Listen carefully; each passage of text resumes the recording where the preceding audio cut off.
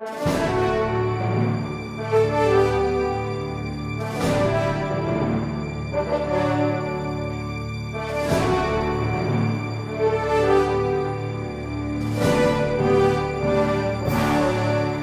fortunate tonight to have two of the commissioners here, John Moyer and Charlie Garris, and they were responsible for doing some incredible things here in the county to improve all of our involvement and all of our tax situation.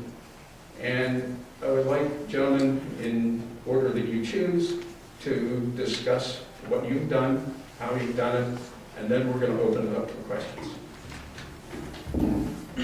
I'll go, then you go.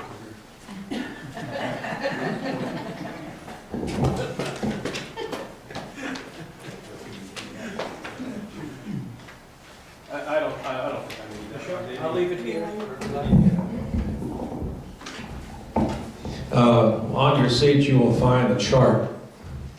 And what I want to talk about is Pleasant Valley Manor. 3 years ago, when we ran for office, 3.5 years ago, we were talking about, geez, the taxpayers of this county shouldn't have to be sending on $1 million a year to keep the Pleasant Valley Manor in operation. Pocono record said that Charlie Garris wanted to sell it, and they weren't too far wrong. But in the meantime, John and I, and Dr. Coronado, who is here with us tonight, who serves on our board, we have made great improvements in the financial problems of Pleasant Valley Manor. And what most people don't realize in this room, that several times this past year, Cisco, who are food purveyors, would not drop the groceries off on the loading dock unless a check was taken out to their truck. That's how sick Pleasant Valley Manor is, or was, and we still have a lot of outstanding debt that has to be taken care of. Now the chart I gave you here, if you read it from left to right, you go over to the year 2014, you'll notice there's a little green dot and there's a little red dot. The little red dot is the net income. In this particular case, it's a loss, very small compared to all the other years as you go back left. And the little green dot is the county allocation. We will send out about $155,000 this year compared to $1 million plus last year. The county does pick up the water and sewer bill for Pleasant Valley Manor, which is $112,000 a year. They buy the water from the county at the county jail, and we have a sewer plant out there which they have to share the cost. What is important is that the county, Pleasant Valley Manor, the county home, does serve a very important role here in the county. There's 174 beds. Our occupancy rate is usually 96, 97, 98% occupied. And at some point in time, almost all of us in this room will need a place like Pleasant Valley Manor.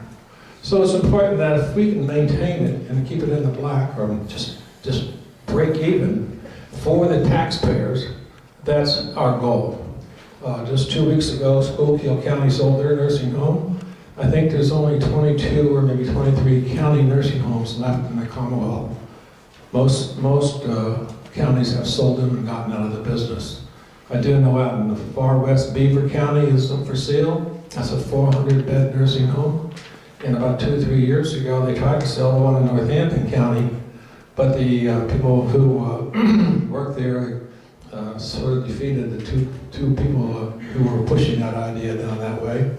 And they got unelected, and the new board changed their mind. So we are making progress with Pleasant Valley Manor. It's an outdated place, but it's very clean, food's good, and the staff is very nice. And so we hope to be able to maintain that for the services of the people here in the county. Any questions?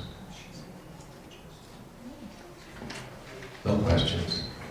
Yes? I have a question that's kind of related to that. Obviously, the population is getting older and older, nationwide and probably countywide as well.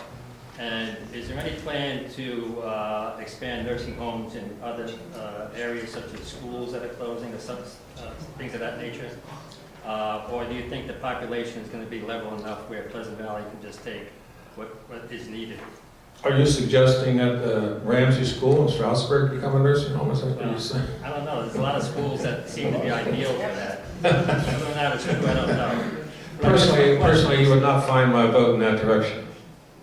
It is estimated by certain people that there's not enough nursing home beds in Monroe County. And the previous Board of Commissioners had engaged an architect and had extensive planning done and plans to increase the size of Pleasant Valley Manor.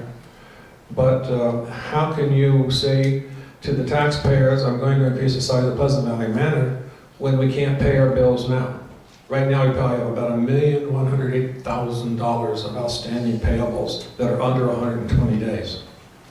So it's... No, I wouldn't think the county would be paying for it. I'm suggesting that maybe there's, either through the Chamber of Commerce, to put out, around the country, around the East Coast or whatever, that there are schools here, if there's a company that is looking to expand their nursing homes, this might be a good place to do it. Well, I'll tell you, the juggernaut in that particular question is that the Commonwealth today, Commonwealth of Pennsylvania, will not give you a license for a bed.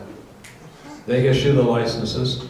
You cannot just start a nursing home, a full-fledged nursing home, without getting your license from the Commonwealth of Pennsylvania.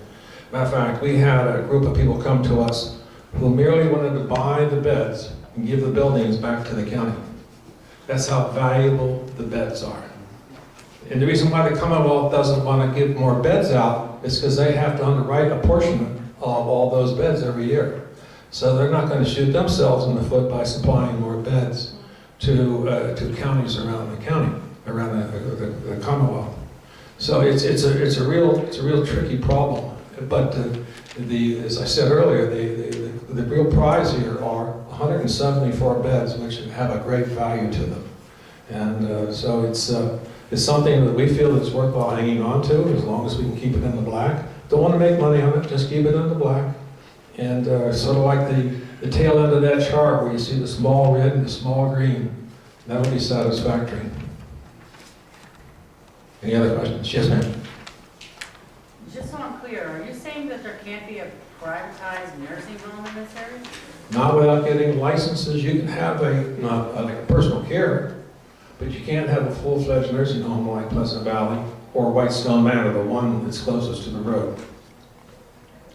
Now, I understand, somebody told me one time that the Whitestone Manor nursing home got there because they agreed to build the other big building up there by Whitestone Manor, which is a personal care kind of a facility. You don't really need 24-hour, 7-day-a-week nursing care.